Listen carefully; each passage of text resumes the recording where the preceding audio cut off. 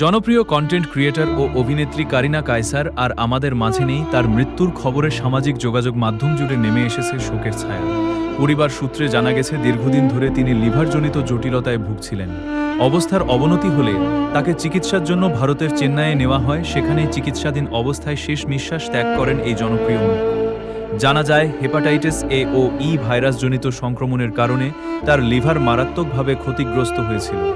কয়েকদিন ধরে তিনি লাইফ সাপোর্টে ছিলেন। শেষ পর্যন্ত চিকিৎসকদের সব চেষ্টা ব্যর্থ করে না ফেরার দেশে পাড়ি জমান কারিনা কায়সার। কন্টেন্ট ক্রিয়েশনের মাধ্যমে তরুণদের কাছে তিনি ছিলেন বেশ পরিচিত একটি নাম। অভিনয়, স্ক্রিপ্ট রাইটিং এবং সোশ্যাল মিডিয়ায় তার প্রাণবন্ত উপস্থিতি খুব অল্প সময়ে তাকে জনপ্রিয় করে তোলে। তার অকাল মৃত্যুতে ভক্ত, সহকর্মী ও শুভাকাঙ্ক্ষীরা সামাজিক মাধ্যমে শোক প্রকাশ করছেন। অনেকেই বলছেন, বাংলাদেশের ডিজিটাল কন্টেন্ট জগতে এটি এক অপূরণীয় ক্ষতি। আল্লাহ যেন তাকে ক্ষমা করেন এবং জান্নাত নসিব করেন।